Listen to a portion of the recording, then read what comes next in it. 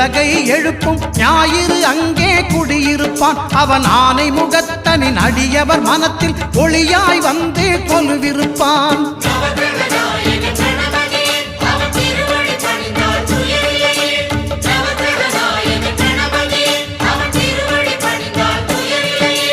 ஒன்பது கோளும் ஒன்றாய் காண அங்கு கற்பகம் என்னும் கடவுளின் மெய்யில்